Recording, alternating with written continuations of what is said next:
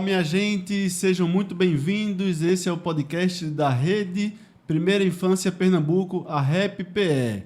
A gente vai falar aqui sobre o tema Quando algo não vai bem no desenvolvimento da criança. Políticas públicas para pessoas com autismo, TDAH e outras questões. Isso porque a gente está no mês de abril, um mês que tem muitos debates, muitas atividades de conscientização sobre o autismo e sobre outras questões do desenvolvimento. E a gente aqui na REP, trabalhando na primeira infância, a gente está proporcionando essa série de podcasts, de debates. Esse é o primeiro debate e a gente vai conversar aqui com Letícia Rezende, que é psicóloga, psicanalista e sócia do CPPL, e com o Dr. Ricardo Fidelis, que é psiquiatra, atuante na clínica Multinós. Esse debate dessa primeira mesa se chama O Lugar do Diagnóstico no Tratamento de Crianças com Questões no Desenvolvimento.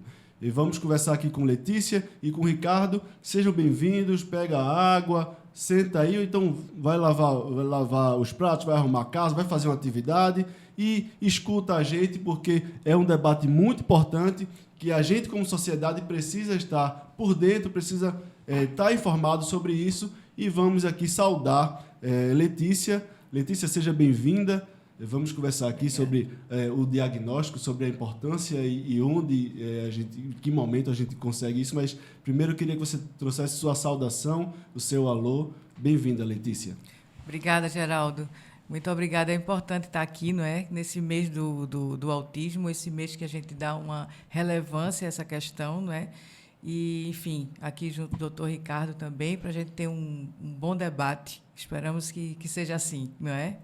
Exatamente, e a gente vai aqui, eu estou bastante empolgado, bastante ansioso, porque com a expectativa lá em cima, porque eu tenho certeza que vai ser um debate riquíssimo. Doutor Ricardo, seja bem-vindo, diga o seu alô, sua saudação. Bom dia a todos, bom dia Geraldo, bom dia Letícia. Gostaria de agradecer à Uninar, à REP-PE pelo convite, de estar aqui podendo falar de uma causa tão nobre e tão necessária para que a gente consiga estar contribuindo aí com a conscientização, né, sobre as questões do autismo e de outras doenças do neurodesenvolvimento. E eu sou o Geraldo Leles, sou jornalista de formação e estou aqui mediando esse debate no meio dessas duas feras que vão aqui trazer bastante informação e emprestar um pouco do conhecimento deles para nós. Letícia, queria começar por você sobre por que a gente precisa ter esse diagnóstico, por que o diagnóstico ele é tão importante. Assim, a gente, de repente, consegue identificar algumas características no desenvolvimento da criança, mas a gente não consegue avançar, ou então a gente não consegue identificar, a gente só identifica algumas diferenças, algumas coisas atípicas, digamos assim, no comportamento, no desenvolvimento, mas a gente trata de outras formas, achando que é qualquer outra coisa e não vai direto ao ponto. Por que a gente precisa ir para esse ponto e por que esse diagnóstico é tão importante? Então, Geraldo, eu acho que essa é uma das grandes perguntas, né? Então, o que é importante é você observar, não é? A princípio, porque tem determinados comportamentos, veja, no nosso desenvolvimento, desenvolvimento psicológico, desenvolvimento motor, não é? A gente passa por várias fases, não é? E são fases naturais do desenvolvimento. O que acontece é que, hoje em dia, a gente está identificando determinadas fases do desenvolvimento natural da criança como um indicativo de autismo, por exemplo, não é? Ou de TDAH, ou enfim. Então, a gente precisa ter muito cuidado com isso, porque não significa que, necessariamente, qualquer comportamento, ou um comportamento descrito, não é? Ou um comportamento natural da criança, vai ser, não é? Descrito depois como algo que vai resultar em autismo. Então, é muito importante a observação e precocemente, muito importante isso, né? Eu acho que o doutor Ricardo pode contribuir também com isso, mas isso é um dos grandes pontos importantes para a gente prestar atenção. Isso. E, doutor Ricardo, a gente precisa ter esse diagnóstico precoce e, como a Letícia falou, às vezes, nem sempre aquela característica, aquele comportamento, aquela atitude vai se concretizar no autismo, no TDAH, mas também a gente precisa estar atento, porque se for, a gente tem esse diagnóstico, né? A gente pode iniciar esse tratamento rapidamente, né?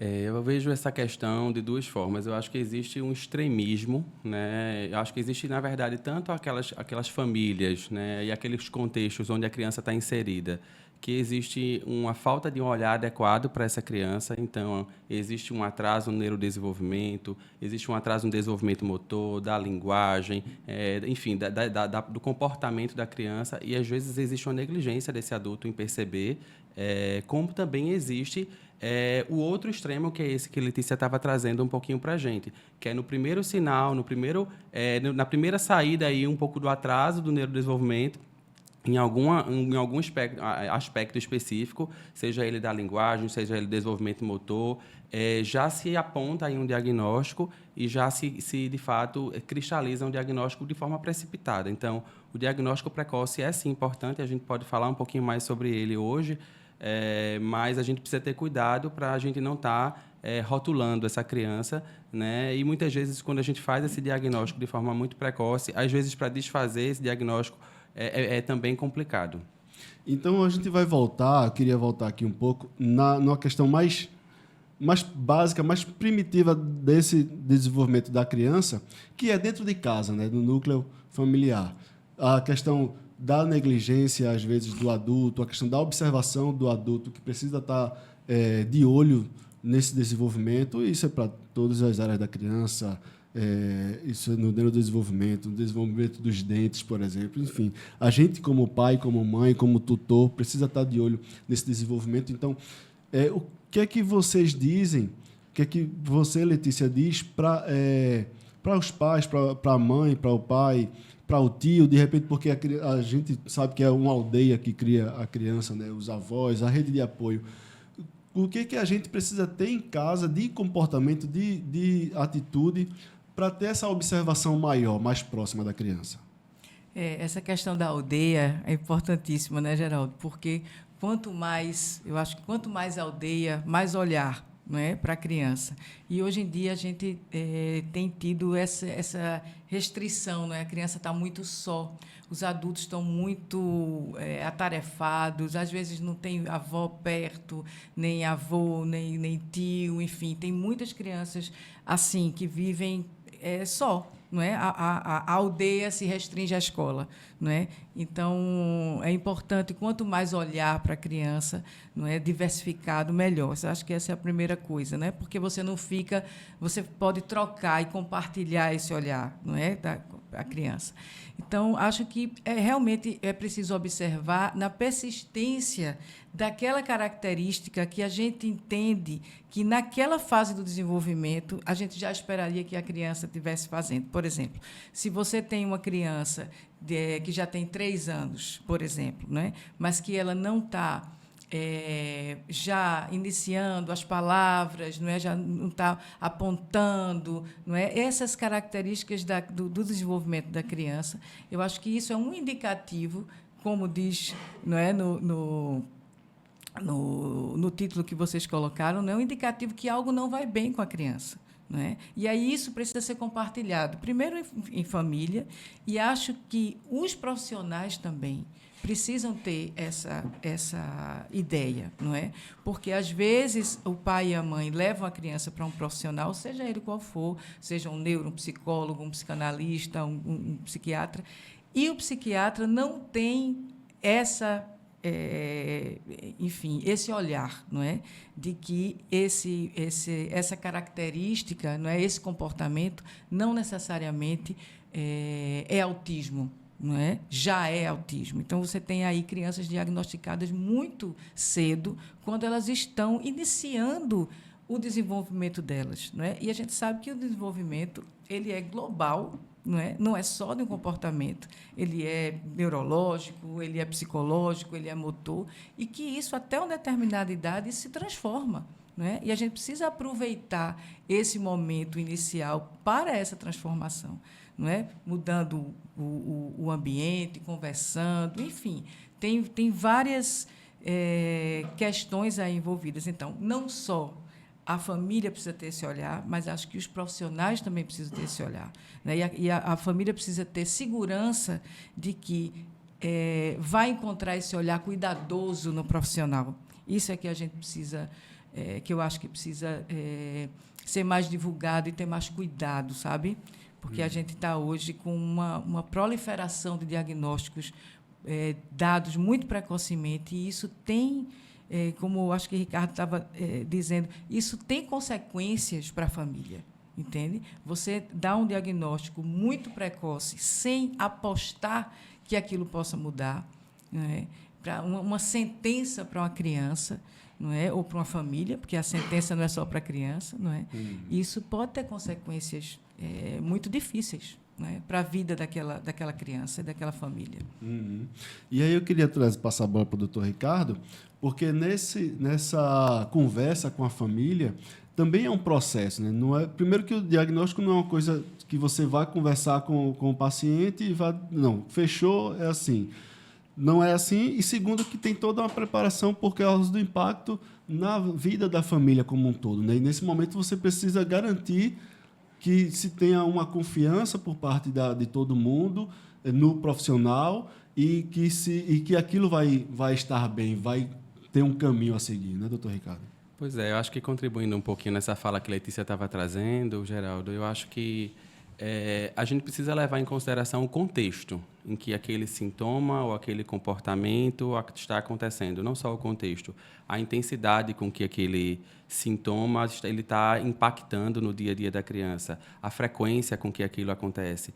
Então, a repercussão que isso tem na relação familiar, a repercussão que isso tem na relação escolar, a repercussão que isso tem na aprendizagem. Então, a gente, profissional da saúde, a gente precisa ampliar esse olhar, né? A crítica que às vezes a gente faz é que se restringe muito para um critério diagnóstico e se identificou esse critério, fechou. Então a gente precisa de fato ampliar esse olhar para ter uma responsabilidade maior nesse diagnóstico. Você estava me perguntando em relação à comunicação com a família, né? Como a gente deve fazer essa comunicação? De fato, a psicoeducação, né, orientação a essa família sobre, eu acho que eu costumo falar muito isso, falei recentemente nessa semana de conscientização do autismo, e falo para as famílias durante as consultas, né, a gente precisa falar sobre o desenvolvimento infantil, a gente precisa falar sobre os marcos do desenvolvimento, né, até que ponto essa criança está atrasada ou não, e não é porque atrasou um marco do desenvolvimento, se a gente espera que aquela criança já esteja andando até 1 ano e 3 meses, se a gente espera que aquela criança até 1 ano e 3 meses já esteja falando pelo menos 3 palavras. São marcos que, de fato, a gente profissional precisa ficar atento, mas não necessariamente a criança passou desse marco, a criança, de fato, está em atraso. Não precisa ficar preso a ele, né? Ao marco. Ela está em atraso, ela precisa, de fato, de uma avaliação, né, profissional. Atrasou, precisa de avaliação. A gente não pode retardar a avaliação, tá? Mas não necessariamente esse diagnóstico vai ser fechado porque existiu esse atraso. Não é uma matemática em que atrasou, acontece. Atrasou é isso. Não necessariamente. Eu tive casos, né, e aí eu acho que é dessa aldeia que a gente estava conversando um pouquinho, né? Eu me lembrei de um paciente que eu atendi, que ele veio com 2 anos já, com muitas características do espectro do autismo. E aí, quando eu fui fazer a avaliação, eu vi, de fato, um sintoma muito presente, um atraso claro, né, uma repercussão na relação escolar, uma repercussão na relação com a família. Mas aí existiu o fator que a gente pode até falar um pouquinho lá, telas. Essa criança ela passava a maior parte do tempo com o celular.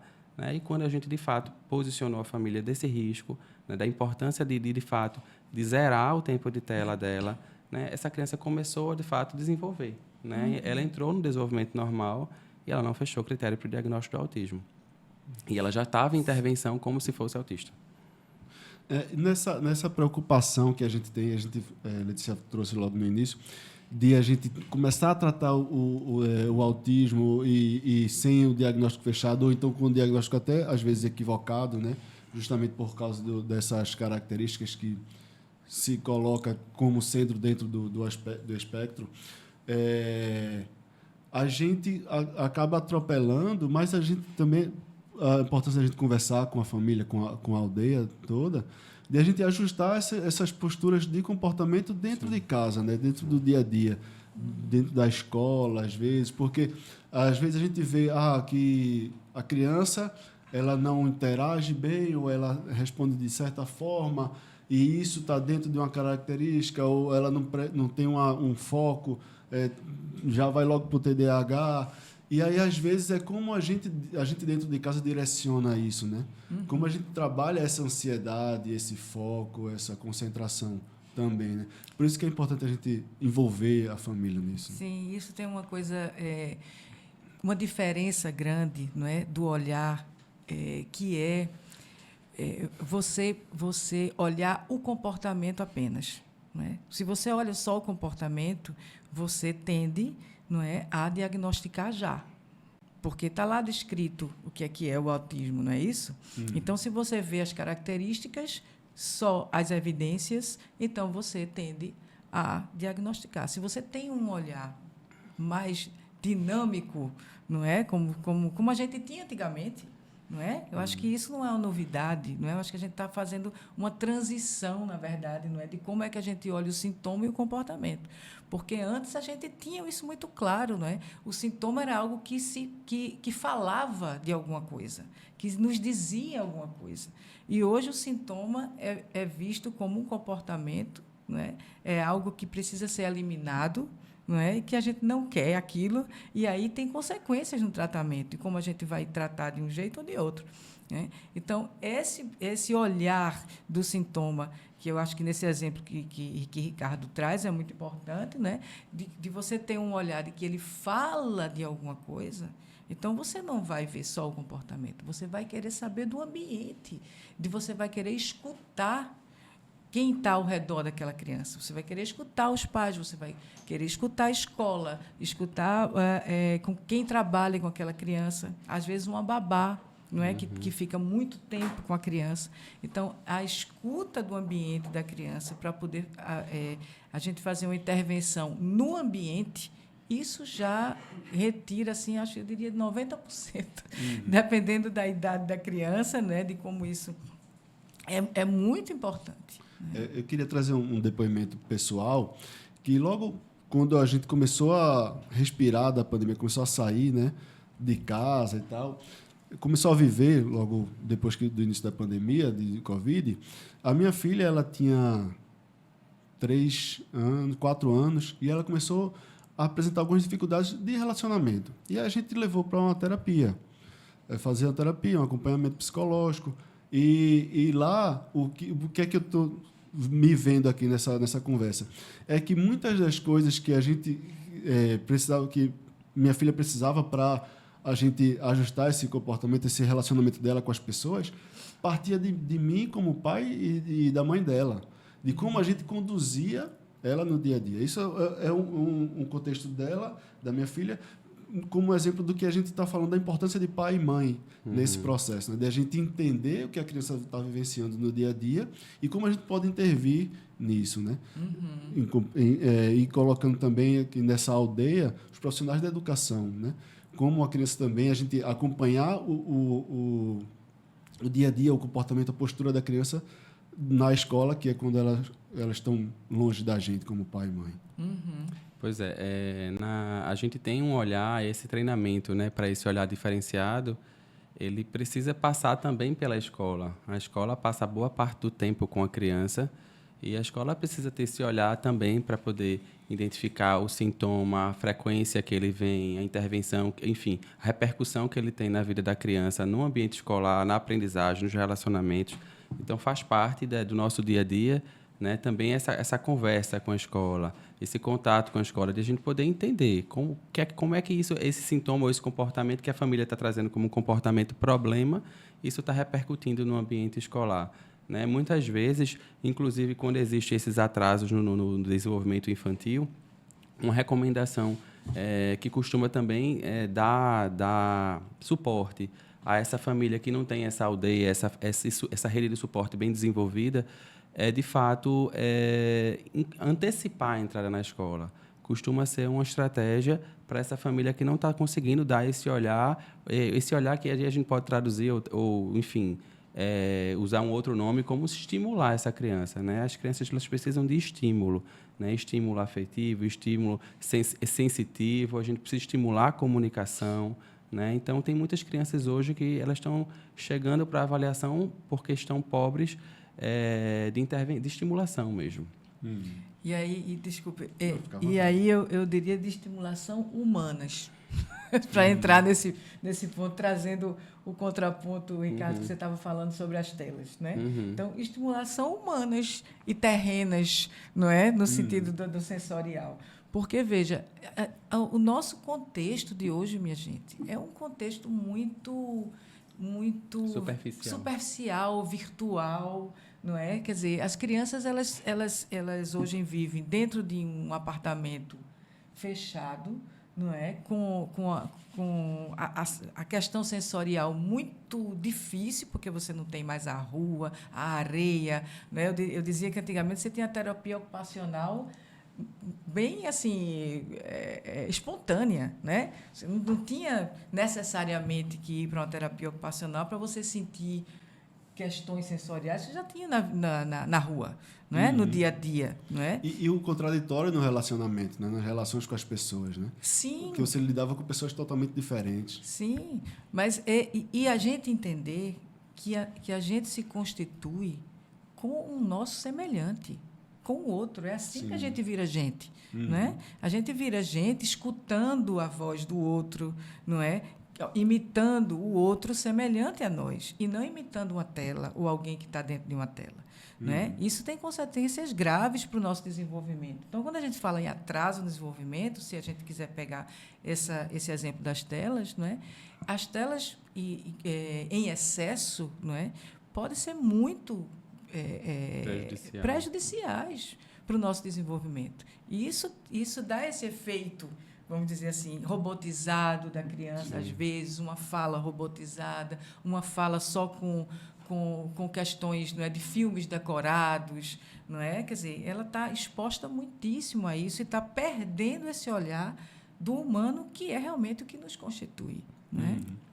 Agora, eu acho que falando um pouco da questão, né, que você citou lá na frente, né, e acho que você também começou citando também, Letícia, a questão da janela de oportunidade, né? Sim. Eu acho que a gente está falando de um espectro, digamos assim, das crianças que talvez teriam um diagnóstico de autismo que não se perpetuaria ao longo da vida, mas existe também o outro lado, né? E acho que a realidade, a gente está falando aqui de uma rede estadual, então existe o lado das crianças que, de fato, têm sintoma, têm uma repercussão significativa, né, na vida escolar, na vida familiar, no desenvolvimento dela, na capacidade de interação, de comunicação, e que ela, às vezes, tem um diagnóstico tardio, né, e tem uma intervenção tardia, e, consequentemente, vai ter um desfecho tardio também, minimizado. Acho que ela vai ter um potencial de reabilitação limitado, porque ele, de fato, é muito comum. E eu tive a oportunidade de trabalhar em 2 redes municipais aqui na região metropolitana do Recife, e nas 2 era muito comum a gente perceber as crianças chegando para avaliação depois dos 6 anos de idade, né? Então, a gente percebia crianças que já tinham sintomas desde os 2, desde 1 ano e pouco, desde os 3, e essa intervenção ela chegava muito tarde, né? E a gente tinha aí uma limitação no potencial, né? Eu acho que algo que a gente precisa trazer para o debate, e que, inclusive, já está bem forte no debate em congressos médicos, é, de fato, a importância dos primeiros 1000 dias de vida, que vão desde a concepção ali, onde o óvulo e o espermatozoide se encontram dentro do corpo da mulher, até o final do 2º ano de vida. Esse período é o período que a gente tem a maior neuroplasticidade. É onde a gente consegue, de fato, moldar o desenvolvimento cerebral da criança. A gente sabe que o desenvolvimento cerebral da criança ele vai se concluir ali por volta dos 21 a 24 anos de idade, mas, e aí por isso o impacto de outras substâncias psicoativas, que a gente costuma trabalhar muito na adolescência, mas digamos que 70%, 80% desse neurodesenvolvimento e da capacidade de a gente modificar esse curso está ali nesses primeiros 2 anos de idade, incluindo a gestação. Então, a importância de uma nutrição adequada, né, desde a privação aí de substâncias psicoativas, álcool, tabaco, enfim, durante esse período aí, principalmente da gestação e da amamentação. Isso impacta de forma muito massiva no desenvolvimento cerebral, né? E depois, de fato, do nascimento, toda essa estimulação, né, que a gente chama que precisa ser, que a gente precisa reaprender, né? Eu acho que a gente está trazendo um pouco esse debate, que a gente precisa reaprender como, de fato, educar crianças, como criar crianças, para que a gente minimize, talvez, esse aumento, né, nessa epidemia, né, que aí tem um fator também na mudança nos critérios diagnósticos, que se aumenta, então, o número de diagnósticos de autismo, mas também existe também um fator de mudança de comportamento social. A sociedade está se comportando de uma forma diferente frente a pessoas com espectro, frente à educação, de uma forma geral, frente à criação de filhos, e isso a gente está aumentando também, colaborando, né, com o aumento de pessoas dentro do espectro. E aí, nisso que você está falando, doutor Ricardo, de a gente iniciar esse tratamento o quanto antes, né, justamente nessa janela aí de até os 2 anos, e depois, em seguida, até os 6 anos, né, que é justamente o período da primeira infância, até os 2 é a primeiríssima infância, né? É quando a plasticidade, quando o cérebro está mais propenso, mais propício a se desenvolver, a se adequar, a se modular, né? Digamos assim. E como a gente chega nesse tratamento, né? A importância da gente fazer isso tão logo e ter esse diagnóstico tão logo dentro daquilo que a gente já acabou de conversar sobre a construção desse diagnóstico. Queria que o senhor falasse de a gente, além do que o senhor acabou de falar sobre a importância da gente começar por causa justamente dessa plasticidade, mas o tempo que a gente ganha para isso, para trabalhar esse desenvolvimento. O tempo, de fato, é crucial. Eu acho que esse debate, né, e que a gente está trazendo para aqui, ele, sobre o diagnóstico, eu acho que ele poderia ser até, digamos, secundário, se a gente pudesse priorizar aqui a estimulação, a estimulação ela vem antes do diagnóstico. Existem alguns transtornos na infância, né, transtornos psiquiátricos em geral, por exemplo, a dislexia. A gente precisa de 6 meses de intervenção de uma fono ou de uma psicopedagoga para que a gente possa fechar um diagnóstico de dislexia. Então, é natural que a gente peça a estimulação para eu entrar com um psicotrópico, com a medicação para tratar uma ansiedade. Se eu estou diante de uma criança com ansiedade leve a moderada, eu não preciso entrar com medicação, eu preciso de 6 meses de terapia. Se ele não responder à terapia, que eu vou entrar com a medicação. Então, porque os quadros mais graves, não, a gente já vai entrar com a medicação. Então, muitas vezes, e aí eu estou abrindo o debate aqui, enfim, para outras questões da infância e adolescência, outras patologias da infância e adolescência do ponto de vista de saúde mental, a gente precisa antecipar a estimulação, a intervenção, a terapia, antes até mesmo de um diagnóstico, entende? Então, de fato, esse momento aí dos primeiros 2 anos de vida é crucial. Eu lamento muito perceber que a gente, enquanto sociedade, a gente ainda não está pronto para fazer isso aqui no nosso país, na nossa região.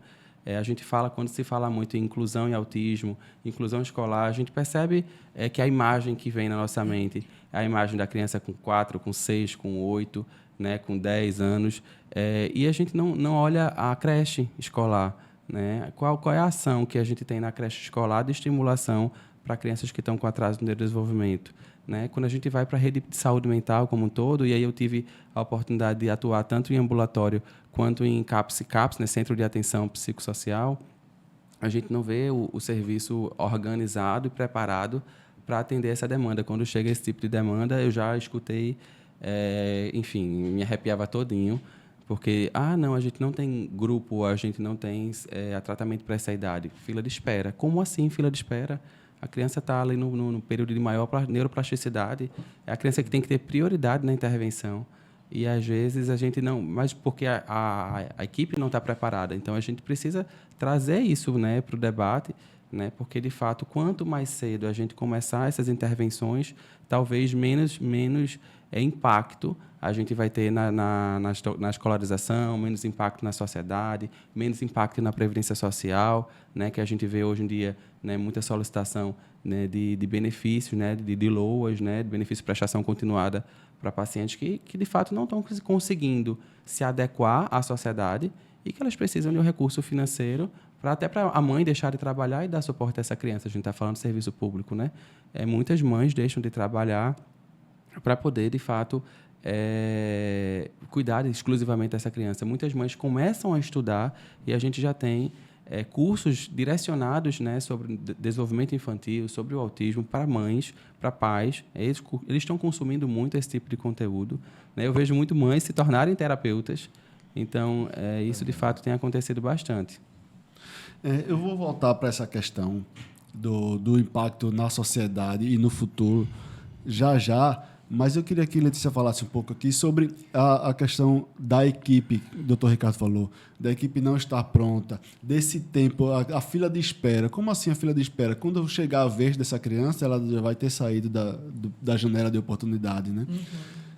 E aí, eu queria que você falasse sobre justamente essa diversidade da equipe e como a gente, como sociedade, precisa estar como uma orquestra, né? Orquestrado para que tudo funcione em cada setor, em cada área. Sim, porque cada área ela pode ser necessária ou não, não é? Quer dizer, na verdade, isso que o doutor Ricardo falou da creche, por exemplo, falando mais do serviço público, não é fundamental uma creche alertada, não é, dessas questões dos estímulos e do que é que uma criança precisa para se desenvolver, não é? Porque na verdade é onde a criança vai passar talvez a maior parte do tempo. Se a gente tivesse uma creche do dia inteiro, não é? Eu acho que sim, que temos, né? Com essa mãe ou esse pai ou essa família que passa o dia trabalhando e depois pega a criança, é ali onde ela vai passar o maior tempo. Então é ali onde deve ter um olhar também para essas coisas, não é? Quer dizer, para esses estímulos múltiplos que a gente precisa para se desenvolver. Então, a creche é um lugar absolutamente necessário. Agora, eu queria chamar a atenção, e quando a gente fala de estímulo, quando a gente fala, né, por onde ir, que questões, eu acho que isso é absolutamente singular para cada um. E essa é que é a questão. Então, no meu entender, a gente podia dizer, inclusive, que isso é atividade diagnóstica, ou seja, de que diagnóstico na etimologia da palavra, entendeu? Ou seja, que a gente vai olhar, conhecer, investigar, não é? Quais são os estímulos necessários para aquela criança. A gente sabe de alguns, obviamente, né, que a gente precisa, porque precisamos mesmo para se desenvolver e tal, mas para aquela criança que está apresentando aquilo, por que é que ela está apresentando aquilo aos 2 anos de idade? Como é a vida daquela criança, em que ambiente ela vive, com quem ela vive, não é? O que é dito a ela, quanto tempo ela passa na escola, enfim, que atividades outras ela faz, não é? Como é a qualidade de relação dela com os pais, por exemplo, né? Que tipo de alimentação ela está sendo, não é? Ela está tendo, que é diferente de outra criança. Então, determinados estímulos, a gente chamando assim, né? E determinadas intervenções, precisa ser feito, obviamente, na singularidade da criança, não é, da vida da criança. E isso, para mim, é um olhar diagnóstico, né? Por quê? Porque isso, na creche ou em casa, é esse direcionamento que a gente vai ter. E aí a gente sai dessa história de que as crianças que estão com atraso de desenvolvimento precisam de... E aí lá vem o checklist para todas elas. Precisa de terapia ocupacional, precisa de não sei quantas vezes de fono, precisa... Não necessariamente. Essa aqui vai precisar disso, essa outra vai precisar disso, essa outra vai precisar disso. Porque o atraso de uma não é o mesmo atraso da outra. Exatamente. Né? E o diagnóstico... E aí a gente vai. Ok, fizemos essa parte.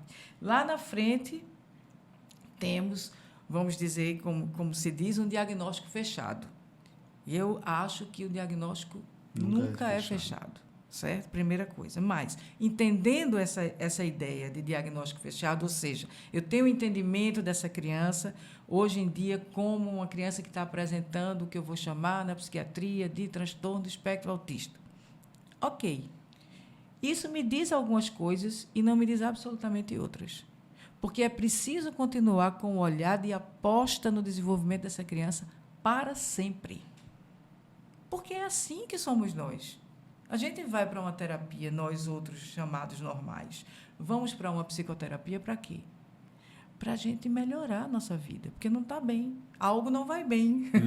Não é assim? Exato. Também para nós considerados normais, não é assim? Então, algo não vai bem, nós vamos para a psicoterapia e procuramos outras coisas, exercício físico, etc, etc, etc, porque algo não vai bem. E a gente quer melhorar. E a gente quer melhorar para sempre, para nós e para todos, inclusive aqueles que têm um, entre aspas, diagnóstico fechado. Então, isso é que, a diferença de uma visão diagnóstica sentenciada, onde uma vez eu digo que aquela criança é autista, sempre será autista, isso significa muitas coisas, e aí o perigo que o doutor Ricardo estava falando, né, de como a sociedade está se relacionando com isso, né? E a gente tem que olhar com muita cautela, que é crianças autistas, elas, e aí tem o que as crianças autistas, e a gente começa a se relacionar com autismo e não com Pedro, Maria, José. A gente começa a se relacionar com o diagnóstico e não com a pessoa. Entende? Então, isso é muito perigoso. A gente faz muito isso com o Dr. Google, né, que a gente escuta muito nos consultórios. Eu apresentei uma febre, vou no Google saber o que é que eu vou tomar. Né? Saber, febre é tal, tosse é tal remédio. De repente, eu estou vendo aqui na fala de vocês que, às vezes, a gente, como sociedade, começa a tratar, tipo, atrasou o desenvolvimento nesse ponto, é autismo. Sim. Atrasou... então, a gente já faz, como sociedade, já faz esse pré-diagnóstico, já começa a trabalhar essa questão sem ter um acompanhamento de todos os profissionais que precisam. Você tem um acompanhamento do olhar da aldeia, né, da família que está acompanhando. E nessa questão, ainda com Letícia, que ela falou da creche, é importante da creche ela ter esse olhar múltiplo, de múltiplos profissionais, e também o acompanhamento de pai e mãe, né, dos tutores, de saber, tipo, como é que minha criança está se comportando na escola, porque às vezes a gente tem uma postura em casa e outra no ambiente de trabalho, na rua, na escola, e a gente ter essa comunicação de mão dupla para que a gente faça esse acompanhamento. Eu vi uma frase de ontem para hoje de que a gente dizia que a escola ajuda... Não, os pais ajudam a escola na educação dos filhos, né? E, na verdade, o sentido verdadeiro seria a escola que ajuda os pais na criação, na educação da criança, na educação doméstica, enfim. Eu não lembro, assim, como é exatamente, mas, assim, é uma via de mão dupla, né? Sim. Os dois têm a mesma importância na educação, não é um que vai auxiliar o outro, né? A gente parece que perdeu um pouquinho essa ideia de como é que a gente educa o outro no desenvolvimento, né, para crescer. Porque a gente vê que antigamente, quando eu digo antigamente, sei lá, 50 anos atrás, isso era natural, não é? As pessoas sabiam do que é que a criança precisava, como elas iam crescendo. Tanto é que hoje a gente recorre muito, né, às pessoas mais velhas, né, dizem assim, algumas delas, né, que ainda não entraram nessa contemporaneidade, porque outras já entraram, né? Dizem, esse menino tem autismo, né? Mas aquelas pessoas que viveram uma época, não é, diferente em relação a isso, elas vão dizer assim, calma, vamos deixar assim mesmo. Eita, isso acontece. Gagueira, né? Que a gente estava conversando antes aqui. Essa gagueira vai passar. Calma, vamos observar. Né? Então, eu acho que a gente perde um pouco de como é que a gente cresce. Não é? Que questões nós temos no desenvolvimento naturais que, calma, vai passar. A gente está com uma ansiedade grande hoje na sociedade, não é? Que a criança não pode, enfim, faz tantos anos não falou, pronto. A gente já fica, não é nem alerta, a gente já fica preocupado, já diz que tem autismo. E tem a pressão da criança vizinha, né? A filha de fulano já está falando, a tua não falou ainda. Comparação. Claro, cada um é um, não é? Cada um vai crescer de um jeito diferente, né? Eu acho que é interessante trazer para o debate a questão do olhar. Eu acho que a gente estava falando um pouquinho da confluência aí desses olhares no desenvolvimento infantil, na percepção dessa criança. E eu acho que agora a gente está falando de outro tipo de percepção do olhar. trazendo um pouco da nossa pauta para o diagnóstico, o olhar da psicanálise, né, o que a Letícia está trazendo um pouco para a gente, e como esse olhar constrói-se um diagnóstico. Né? Então, eu acho que a gente precisa também levar em consideração de onde a gente parte, né? Porque se você olhar o olhar da psicologia para o autismo, dentro da psicanálise, a gente vai ter um olhar. Dentro de outra abordagem de psicoterapia, a gente vai ter um outro tipo de olhar. Né? Tanto como para meu olhar médico, né? Eu tenho um olhar que muitas vezes ele não é confluente, ele acaba concorrendo com o olhar do neuropediatra, que também costuma trabalhar muito com a demanda do autismo. Então, acho que a gente precisa falar de onde a gente parte. Né? Eu acho que quando Letícia traz para a gente a questão, né, da importância de olhar para o que está além do sintoma, para esse comportamento, para essa concepção de sujeito, para as possibilidades de estimulação desse sujeito, ela está falando de um olhar extremamente ampliado, das possibilidades extremamente ampliadas. E a gente médico, né, a gente é instruído e de fato, direcionado para a gente olhar para sintomatologia, então a gente olha para sintomas e sinais que uma patologia pode estar nos dando. A gente psiquiatra ainda tem um olhar um pouquinho desse entorno, né, desse contexto, dessa família, dos impactos disso, mas às vezes a neuropediatria, que não tem essa formação, às vezes fica muito mais focada no sintoma e no sinal que a doença está trazendo, porque é uma ciência, digamos assim, mais... E eu acho que a gente não precisa estar concorrendo com esses tipos de olhares. A gente pode confluir, de fato, né, dialogar sobre esses tipos de olhares. Né? Às vezes, um colega acha que não fechou o diagnóstico, eu acho que fechei o diagnóstico do autismo da criança ou de qualquer outra patologia, mas isso não impede de que a gente possa juntos traçar um planejamento e fazer a intervenção nessa criança. Então, eu volto para aquela pauta que eu levantei mais cedo. A intervenção ela vem antes de um diagnóstico. Né? A gente pode construir um planejamento de tratamento para essa criança, independente desse diagnóstico estar fechado. Eu costumo falar isso, inclusive, para os meus pais, né, e para os pacientes que estão em acompanhamento, que a gente precisa tratar o sujeito, a gente precisa tratar o sintoma, a gente precisa cuidar da família, mas não necessariamente a gente tem pressa em fechar esse diagnóstico. O tratamento é mais importante, né, do que o diagnóstico em si, do que o rótulo. Claro que, né, o né? diagnóstico, desculpa te interromper, mas claro que o diagnóstico ele vai direcionar esse tratamento. E o profissional que está cuidando dessa criança, ele precisa ter uma hipótese diagnóstica e conduzir o tratamento dele a partir dessa hipótese. Mas não necessariamente ele precisa comunicar de pronto. Até porque o tratamento ele envolve estimulação, né, como vocês falaram aqui. E aí a gente já está chegando na reta final do nosso debate.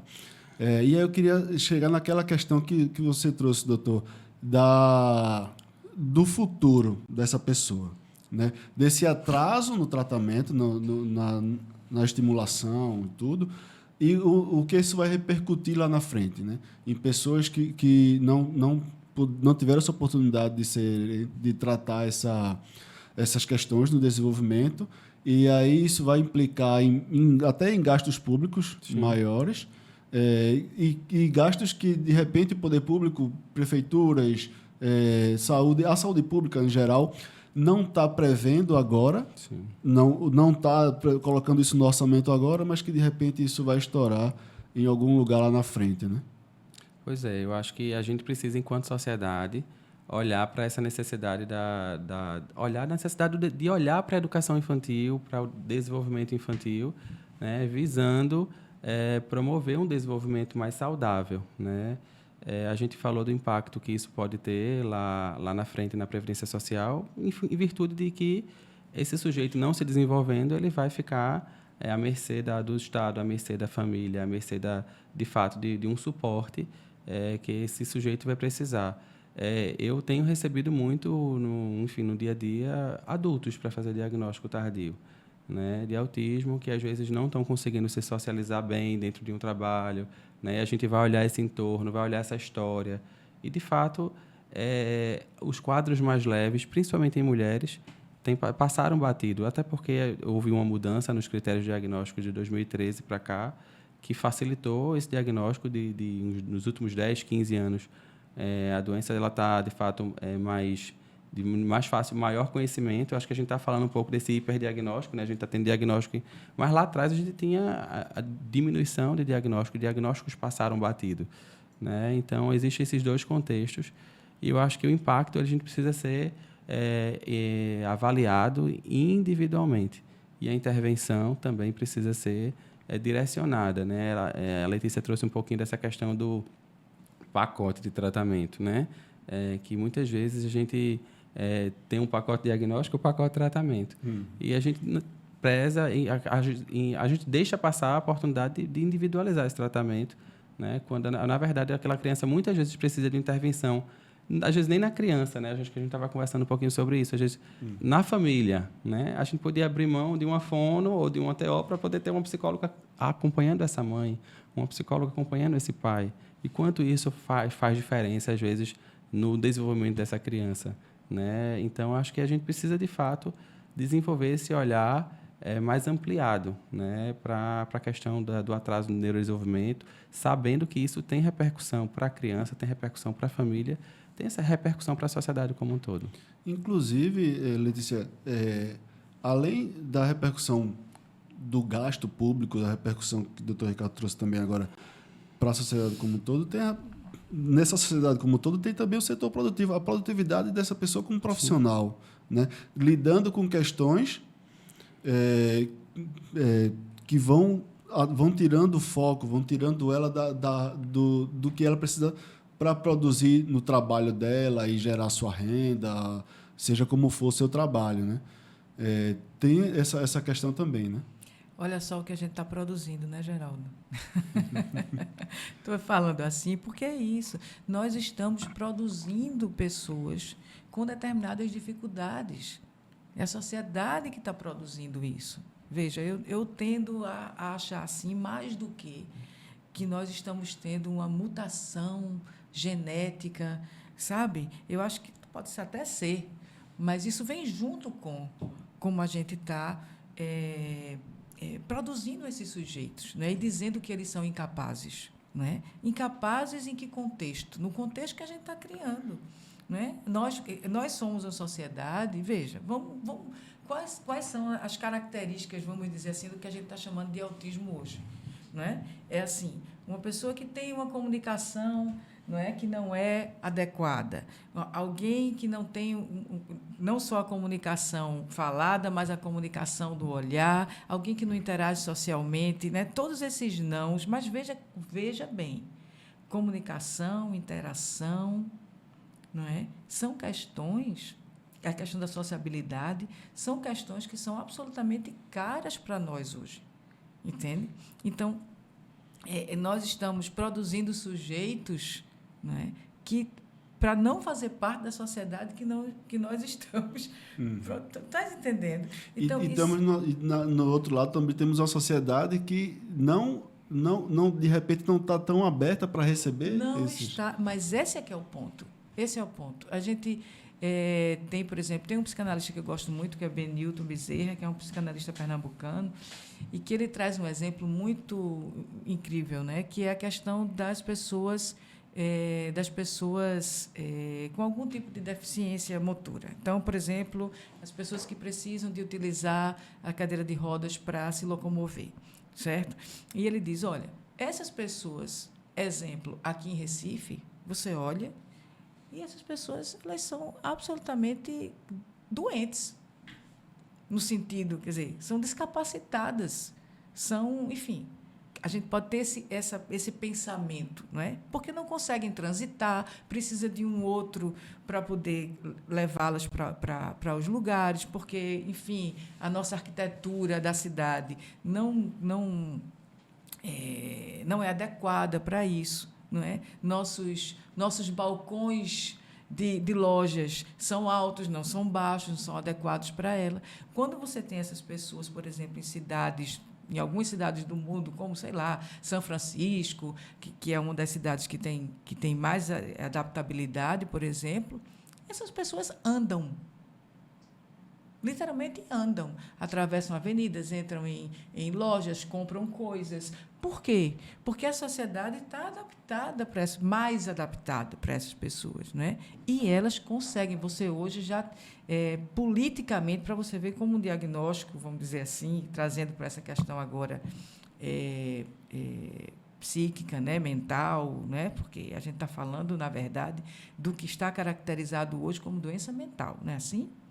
Então, essas pessoas autistas, não é, com TDAH, etc., etc.,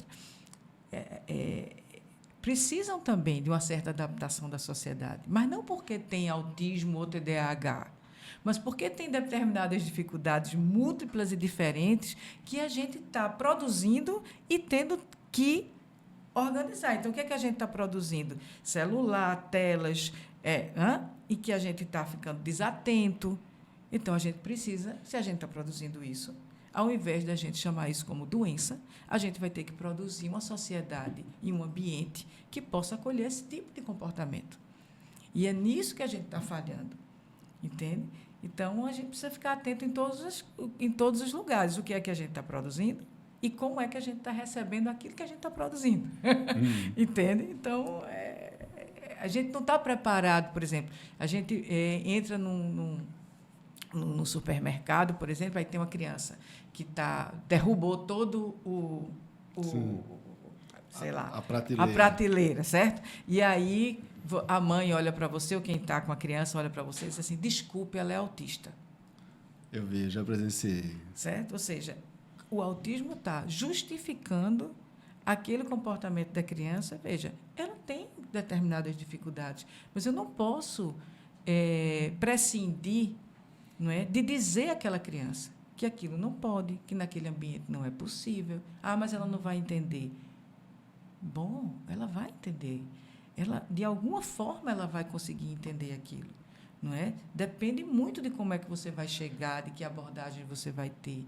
Não é? Que não só uma abordagem de condicionamento, né? Que isso é uma outra questão, não é, para o tratamento.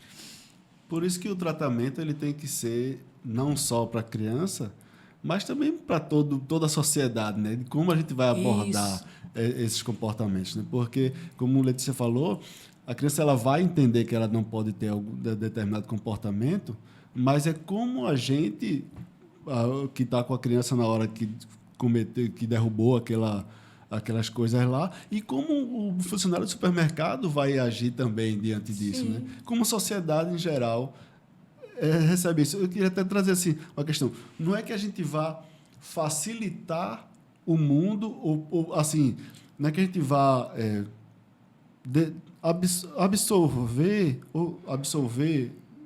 Eu estou travado aqui nesse raciocínio, mas não é que a gente vai, tipo, passar a mão, dizendo assim, ele é autista, ele pode fazer isso, ou ele fez porque ele é autista, mas como a gente vai se comportar diante disso para que ele, a criança, o ser humano seja incluído dentro daquela situação. Uma atitude de cuidado, né? Porque o comportamento do adulto, ele molda o comportamento da criança. Então, a gente precisa, enquanto adulto, saber se posicionar, né? Mas se a gente estava conversando sobre uma criança que eu estou aqui tratando no WhatsApp, que está agitada em casa, e que quanto o pai que me sinaliza a falta de mais remédio, a falta de mais medicação, e quando, na verdade, esse adulto que está ali no momento da agitação, no momento da crise, ele precisa também moldar essa criança com o comportamento dele, com a forma como ele vai falar, com a forma como ele vai se segurar, como ele vai reagir depois que essa criança sai dessa crise. Isso tudo molda a criança, né? Então, isso é importante, de fato, ser trazido para a reflexão. Eu posso me colocar aqui no lugar de um... Eu não tenho nada de profissional de saúde, sou da área de comunicação, mas eu posso me colocar aqui e dar uma receita para isso, de repente. Talvez não seja... É uma coisa que vocês trabalham, mas aí eu queria trazer para a validação de vocês. De repente, o que precisa é conexão, né? Eu falo muito isso nas redes sociais também, nas minhas conversas sobre paternidade, de que a gente precisa se conectar com a criança, né?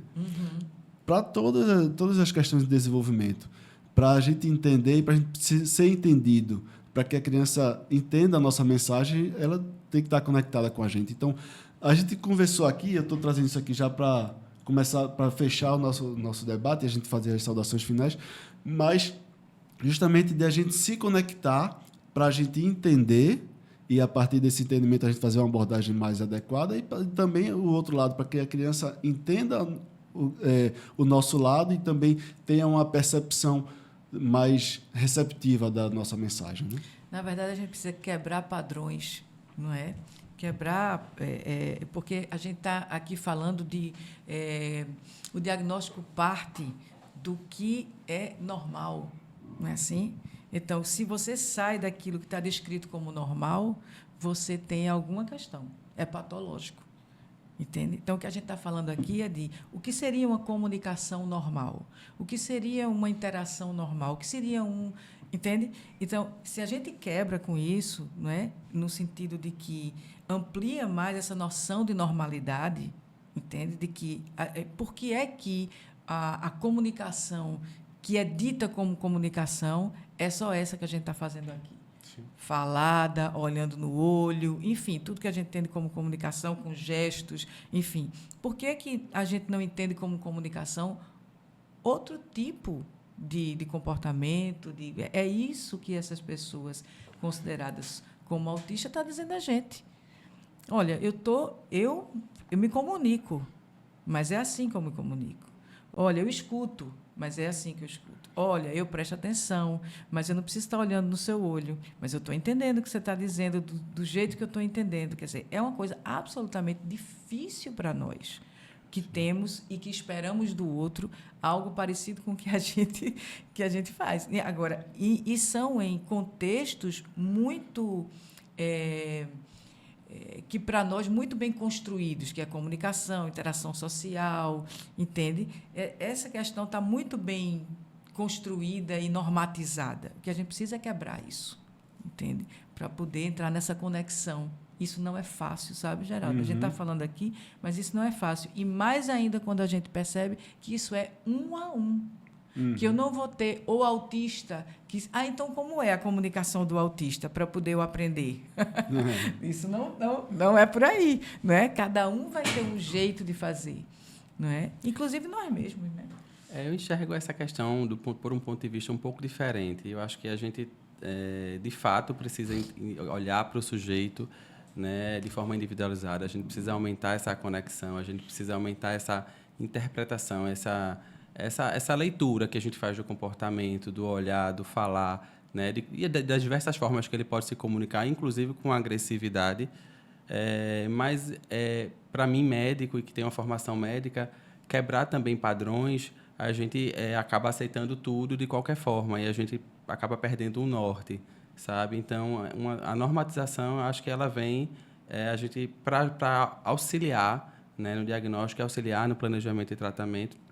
De fato, às vezes existe um excesso, né, nessa inclusão, uma forçação de barra, né? Acho que a gente precisa saber utilizar a normatização, né, ao nosso favor, né, usar o bom senso, né, ao fazer ou desfazer esse diagnóstico. Eu acho que falta, na minha opinião, bom senso, né, no uso das normas.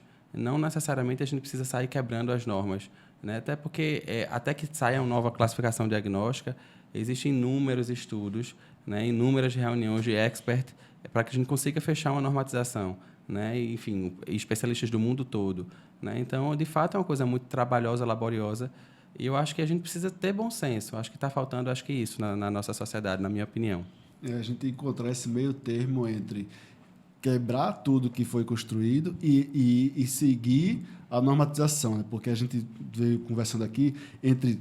Tem um conceito posto de sociedade, de relacionamento, e que se a gente seguir, a gente não vai avançar, a gente não está avançando por seguir ele à risca.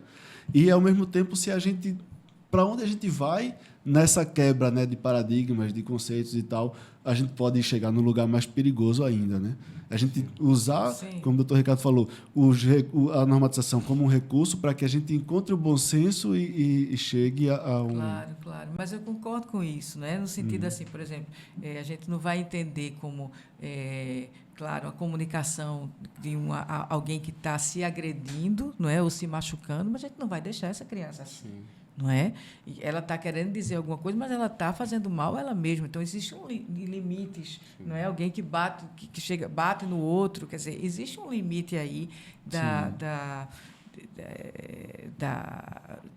que viole o outro ou não é? De que eu concordo, acho que sim, acho que a gente não tem que esticar essa corda, né? Enfim. Então, minha gente, e assim, só um raciocínio também que eu queria trazer, que além da gente não esticar a corda, o que a gente precisa, de fato, é fugir da questão da matemática, né? Sim. Aconteceu isso, trata assim. Fez assim, só do que a gente conversou aqui ao longo desse debate, que foi muito bacana, mas que, infelizmente, o tempo já está estourado. Mas eu queria deixar esse espaço final aqui para a gente amarrar esse conceito, começando por Letícia, para a gente amarrar, não um conceito, né, a gente acabou de dizer aqui, mas para a gente amarrar esse raciocínio aqui. Letícia, podia trazer aqui uma saudação final do que a gente conversou aqui, mais alguma conclusão que você queira trazer? Eu acho que esse debate ele é atualmente muito importante, né? Para a gente não estar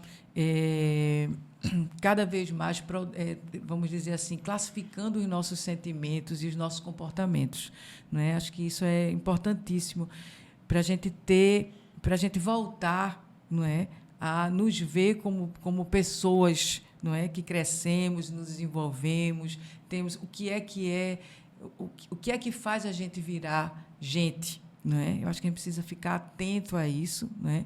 E acho que os diagnósticos, vamos dizer assim, desses que a gente está tratando, né, os diagnósticos psiquiátricos, vamos dizer assim, e psicológicos, né, mas principalmente os diagnósticos psiquiátricos que a gente tem em manuais, não é?